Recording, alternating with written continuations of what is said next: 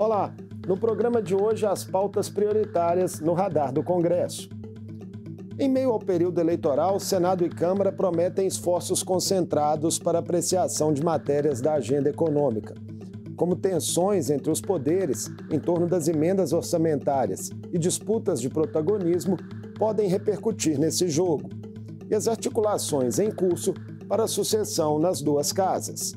Eu converso com o colunista político do portal Congresso em Foco, Ricardo de João Braga.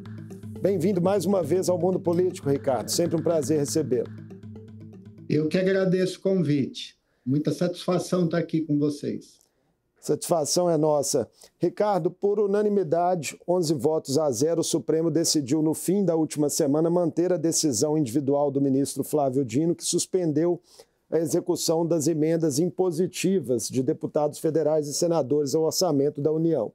A decisão também valida a suspensão das chamadas emendas PIX, que vinham sendo aí contestadas pelos critérios adotados. O quanto esse imbróglio ainda pode ter desdobramentos no tensionamento entre os poderes? Eu acho que tem bastante implicação, sim. Essa questão das emendas, ela vem sendo construída paulatinamente desde 2015, quando o presidente da Câmara, Eduardo Cunha, encabeçou um movimento para tornar obrigatório o pagamento de algumas emendas. No caso, eram as emendas individuais. De lá para cá, algo que se fortaleceu durante o governo Bolsonaro, o legislativo avançou bastante sobre o orçamento. E lógico que isso não é apenas uma decisão econômica, é sobretudo uma decisão política, porque esse dinheiro ele irriga os canais de clientela dos parlamentares. Os parlamentares funcionam como atores que intermediam, recursos entre o Estado e a sociedade. E isso construiu posições de poder muito bem exploradas pelo presidente da Câmara, Arthur Lira, e também pelos presidentes do Senado, o senador Alcolumbre e depois o senador Rodrigo Pacheco. Com a queda dessas emendas, esses canais que esses presidentes construíram com os outros parlamentares, eles ficam abalados. É uma reorganização das instituições da República, é algo pelo qual muita gente clamou no sentido de haver mais transparência e eficiência, mas chacoalha bastante, sim, as relações de poder entre eles. As perspectivas de que um chamado pacote de maldades aí contra o Supremo avance, em reação a essa decisão, incluindo aí propostas para fixação do tempo de mandatos de ministros, proibição de decisões monocráticas, mudanças em regras de indicação para as cortes superiores e até mesmo derrubadas de decisões do Supremo com 2/3 de votos da Câmara e do Senado. Isso pode vir a avançar agora, né? Essas pautas estão sempre ali, sendo usadas aí como ameaças, digamos assim. Me parece que isso é como se fosse uma guerra em escalada. Não o Congresso não vai pôr todas essas armas na mesa. São fases sucessivas em que primeiro se apresentam possibilidades, se verifica qual a reação do Congresso, se for o caso, se avança mais um pouco. E eu creio que é difícil que isso escale para modificações institucionais muito profundas no funcionamento do Supremo ou do Judiciário em geral. Uma razão muito grande disso, é que nós estamos com um calendário apertado. As eleições municipais vêm aí e depois a gente entra profundamente no processo de sucessão dos presidentes das casas. Isso dificulta que essas pautas muito ambiciosas, assim, e eminentemente políticas avancem.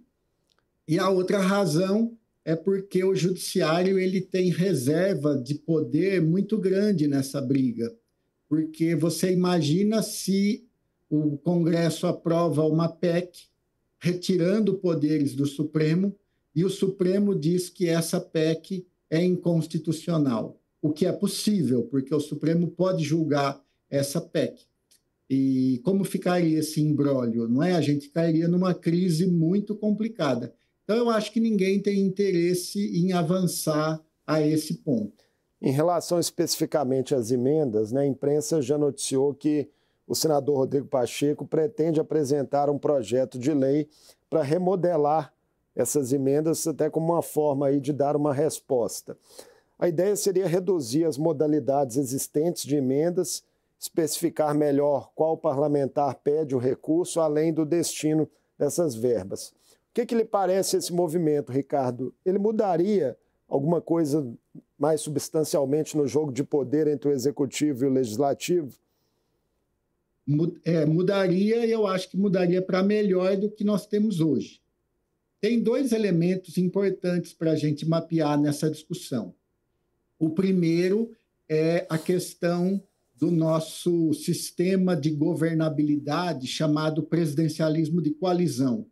O presidencialismo de coalizão, que é a forma pela qual o presidente da República, o chefe do Executivo, cria uma base parlamentar e, assim, uma base de governo, vem governando desde a Constituição de 88, é um sistema no qual o presidente da República controla muito do orçamento e, assim, cria essas lealdades de interesse por meio da distribuição de verbas orçamentárias. É a famosa troca de emendas por votos, grosso modo.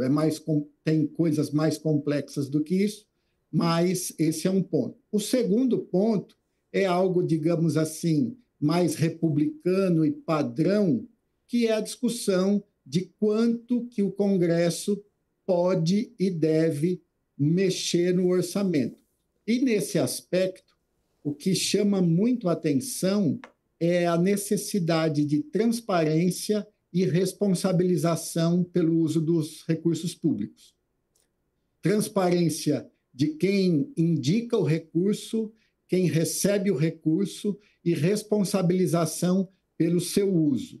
Então, quando o presidente Rodrigo Pacheco tenciona apresentar essa discussão, ele está dizendo há um tempo, olha, o legislativo vai avançar no controle do orçamento, então está tendo uma nova caracterização desse presidencialismo de coalizão, mas, por outro lado, nós estamos discutindo de forma mais responsável o uso do dinheiro público, porque esse, no fundo, é a inquietação mais importante hoje, vamos dizer assim, a mais generalizada.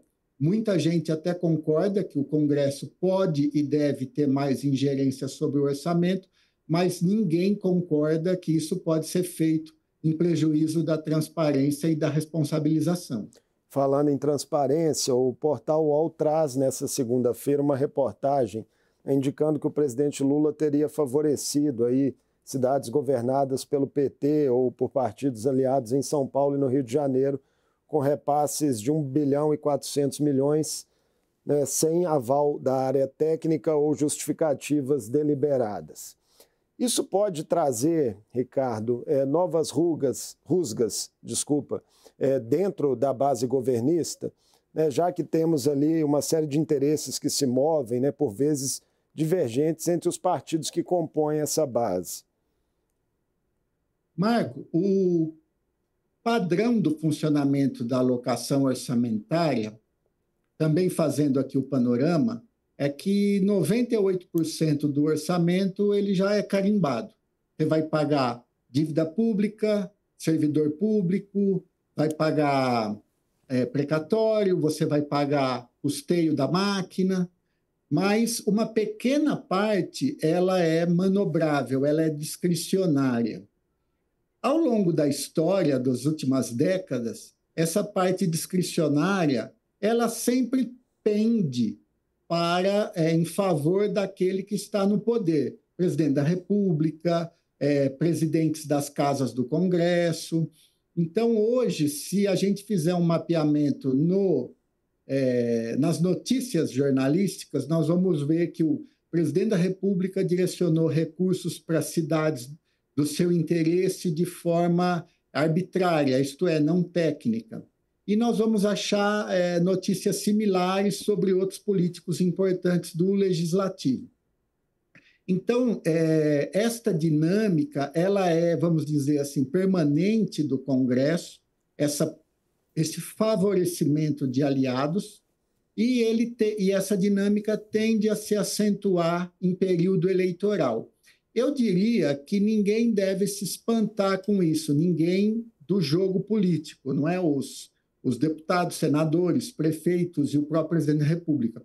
Eles já contam com esses movimentos. Então, eu não acho que isso vá abalar a estrutura das relações. Eu acho até que a gente tem outros problemas maiores já para abalar, né? Que já vem abalando, como esse, por exemplo, que você já tocou, dessa remodelagem das emendas. A agenda econômica, como é que você está vendo ela nesse momento? Ela está, em alguma medida, dentro desses problemas aí que o Congresso tem pela frente?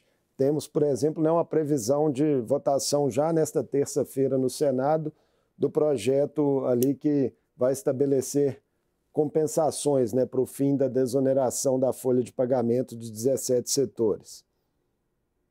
Eu vejo a agenda econômica relativamente blindada desses problemas.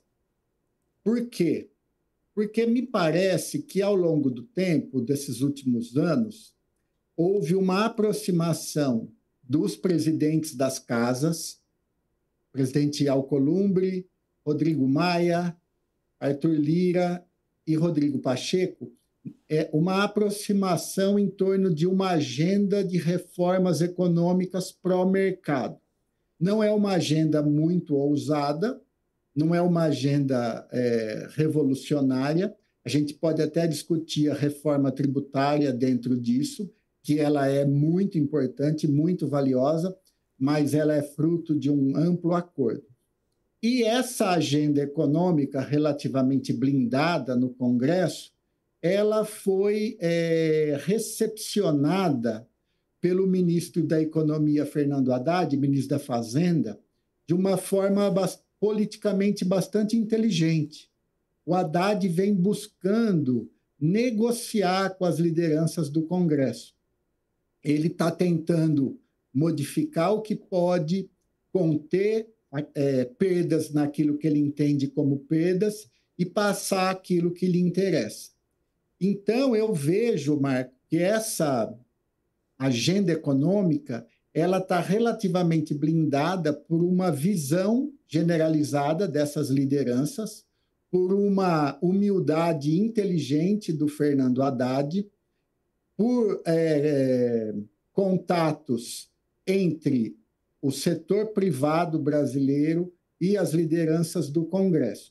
Porque também é importante a gente ter em conta que este governo do presidente Lula, ele é um governo que foi eleito por uma ampla aliança e que não tomou posse para fazer uma política de transformação radical na agenda econômica. É muito mais uma agenda de relativo controle fiscal. Eu também não sou daqueles que acham que o controle fiscal tem que estar acima de tudo, todo o tempo, mas eu vejo uma responsabilidade razoável no governo em relação a isso e tentando avançar com algumas outras reformas interessantes.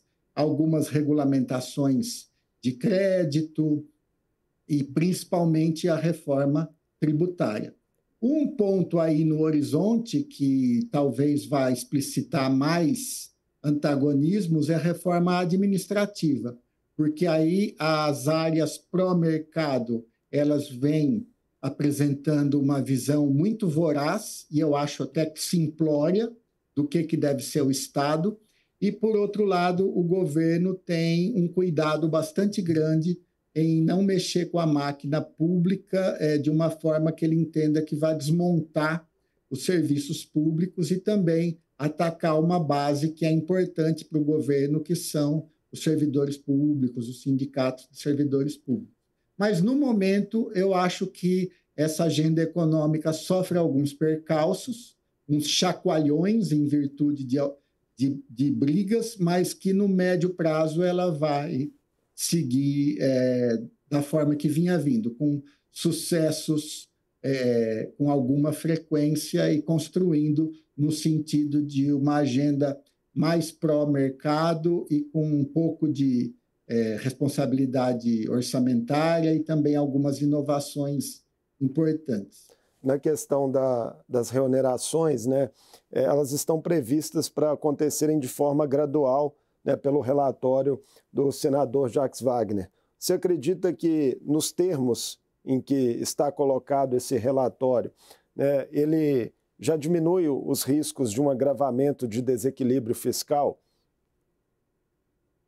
Eu não estou por dentro dos detalhes técnicos da reoneração, digamos assim, do momento específico agora.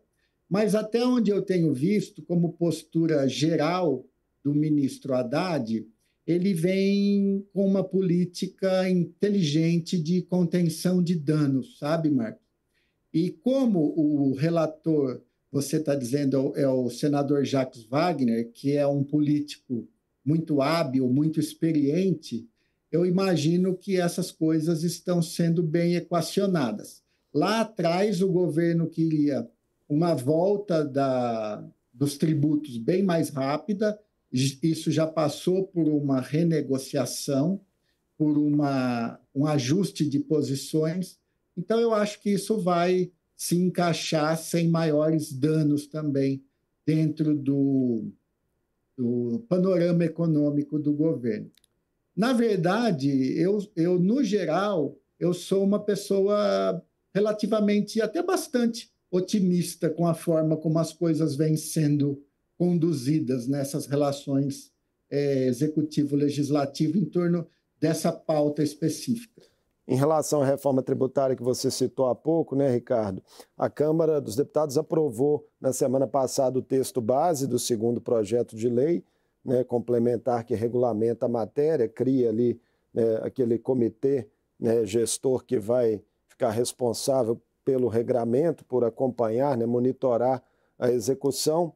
Faltou ainda a votação de alguns destaques, né? Mas isso também, pelo que vocês têm de informação aí em Brasília, é algo que deve caminhar assim em breve? Eu creio que caminha em breve, sim. Isso faz parte do jogo político. Enquanto se estava votando esse importante projeto, houve esse abalo aí nas questões das emendas. Então, é até previsível que acontecesse isso. O Congresso tomou uma atitude que eu achei até bastante positiva, de aprovar o texto principal e deixar os destaques. Para o nosso espectador que não conhece esses meandros técnicos, e é normal que não conheça, porque isso é bem especializado, o que sobrou são votações pontuais, são alguns elementos que são pinçados do texto, ou para saírem do texto, ou para entrarem no texto. Então, digamos assim, o carro já passou pela porta. O que falta agora são alguns acessórios. Eu entendo que isso vai também se equacionar, faz parte da barganha política, é usado por um lado ou para o outro, ou pelo outro, para fazer alguma pressão, mas são coisas de curto prazo. Eu tenho duas coisas na memória que me chamam a atenção. Uma é o relator da matéria, o deputado do PDT do Ceará, agora Mauro Benevides Filho. Ele estava bastante confiante no conteúdo, e ele é um parlamentar bastante sério, bastante responsável, entende muito desse assunto, e ele está confiante aí no conteúdo. Eu achei isso muito positivo. E, da mesma forma, o secretário de Reforma Tributária do Ministério da Fazenda, o Bernardo Api. Ele também está bastante tranquilo e confiante. Então, esses fatos passam sinais bastante positivos de que, apesar desses percalços, os acessórios vão ser instalados no carro e ele vai viajar até o Senado para cumprir a viagem completa. A expectativa de lideranças do governo é de que esse projeto seja sancionado como um todo até o fim de 2024, da reforma tributária. Sobre o Senado, onde a discussão vai continuar, o Senado vem também, Ricardo, de votações importantes, e uma delas é de grande interesse, em especial aqui para Minas Gerais, que é o PROPAG, o projeto que foi proposto pelo senador Rodrigo Pacheco para dar um novo modelo de tratamento às dívidas dos estados com a União. Como é que você viu a movimentação do senador em relação a esse tema? Conseguiu uma aprovação muito célere, no Senado, e a expectativa para a continuidade do tema na Câmara? A renegociação dos estados, ela é uma situação sempre complicada, porque a isonomia de tratamento entre eles gera rapidamente muita força política.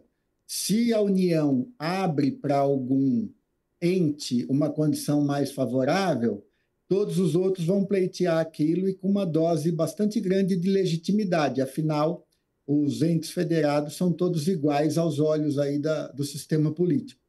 O senador Rodrigo Pacheco, ele vem sendo muito cioso, do cuidado aí com Minas Gerais. Ele tem avançado pautas de interesse do Estado. Isso é natural que aconteça. Afinal, ele é presidente do Senado, mas ele é também senador por Minas Gerais. E eu creio que, se a vitória foi bem construída ali no Senado, na Câmara não deve haver maiores bloqueios, não. Neste jogo de renegociar dívidas entre União e Estados, Câmara e Senado estão sempre tendendo a buscar benefícios para os estados, que afinal é onde estão os votos deles. Então, se passou no Senado, se passar no Senado com um ajuste bem feito, como costuma ser o caso, nos últimos tempos, não deve haver maiores problemas na Câmara, eu creio. Agora, Lira teria que dar algum grau de prioridade a essa matéria, até por uma questão de datas, que tem aí alguns estados muito pressionados, e tem o contexto todo que você colocou no início da conversa, eleições municipais, sucessão nas duas casas. Será que isso caminha mesmo nesse contexto? Pela importância da matéria, é provável que eles consigam apartar um certo espaço de diálogo para fazer com que isso seja discutido dentro da Câmara. Eu confesso que tem me chamado bastante atenção na Câmara a questão da sucessão. O presidente Arthur Lira, que é um presidente muito ativo, que está muito preocupado em fazer o seu sucessor, ele tem tido alguma dificuldade de coordenar seus próprios aliados. Existe a posição do deputado Elmar Nascimento, existe a posição do deputado Marcos Pereira, do Republicanos, o Elmar Nascimento, do União Brasil, e o Arthur Lira tem tentado alguns acordos e ainda ele não conseguiu o que lhe interessava, que era uma disputa consensuada. E então, eu acho que a gente vai ver nos próximos meses, principalmente depois que passar a eleição, uma intensidade muito grande em torno da sucessão do presidente Arthur Lira, até o momento em que ele consiga fazer esse acordo como ele acha adequado. Talvez ele nem consiga, que a gente arraste isso até a eleição em fevereiro de 2025, mas eu imagino que vai conseguir apartar um espaço de diálogo para discutir essa questão de interesse dos estados. Tanto mais se houver prazos na história, as vigências, as cláusulas temporais a serem respeitadas. No cenário de hoje, olhando para o horizonte aí de Brasília, você apostaria que Lira e o presidente Lula tendem a chegar a um denominador comum para essa sucessão na Câmara, ou podem medir forças? Eu acho que nenhum dos dois gostaria de medir forças. E eu acho que nenhum dos dois ganhará se medir forças. O Arthur Lira, ele tem parecido algumas vezes como alguém que está querendo uma vitória absoluta no processo, e eu acho que isso é mais uma forma de jogar o jogo.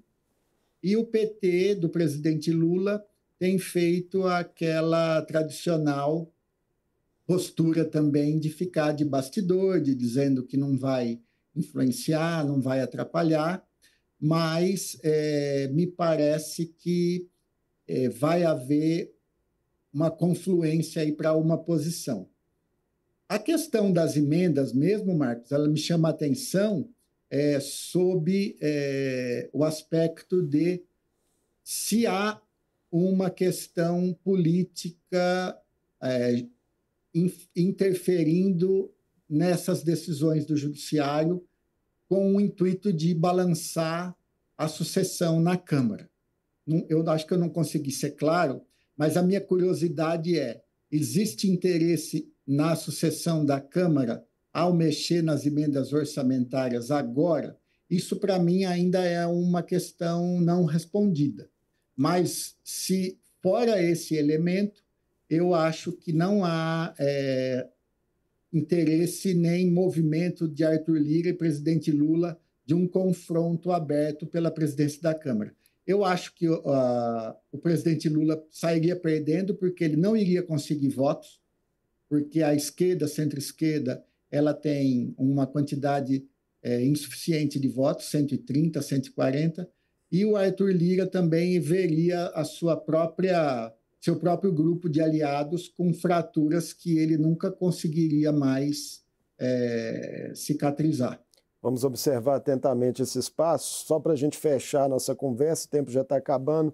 No Senado, Ricardo, o clima realmente é de um favoritismo mais claro para Davi Alcolumbre nessa sucessão de Rodrigo Pacheco, ou pode ainda surgir alguma surpresa? A gente anda pelas conversas com um e com o outro, e eu nunca ouvi ninguém dizer nada diferente de que não fosse ficar a sucessão no Senado para o senador Alcolumbre. O que a gente poderia especular? A gente poderia especular algum movimento, por exemplo, de alguma liderança já tradicional, Ana Calheiros, algum outro, mas a gente não ouve falar nada disso. Eu acho que o Davi Alcolumbre construiu uma posição muito forte para ele. Hoje ele é presidente da CCJ, ele tem barganhado posições políticas ininterruptamente, desde que saiu da presidência, obviamente focando em manter o seu poder lá dentro do Senado. Então, eu não vejo nem indícios e nem indícios assim de conversas, e também não vejo sinais nas atitudes cotidianas de que o Alcolumbre estaria com alguma fragilidade ou que algum outro candidato estaria com algum trunfo para chegar nessa presidência. Muito obrigado por mais essa conversa conosco aqui no Mundo Político, Ricardo, nos ajudando aí a decifrar os movimentos políticos de Brasília. Eu que agradeço e desejo aí um bom futuro político aí nos próximos meses. A gente vai sanar algumas dúvidas e aprender um pouco aí com os acontecimentos. Agradeço e deixo meu abraço aí a todos os mineiros que assistem esse muito bom programa da Assembleia Legislativa. Até a próxima. Eu conversei com Ricardo de João Braga, colunista no portal Congresso em Foco. Falamos sobre elementos que podem impactar a pauta do Senado e da Câmara nos próximos meses, os interesses em jogo e o quadro sucessório nas casas legislativas. O Mundo Político fica por aqui. Obrigado por nos acompanhar e até o próximo programa.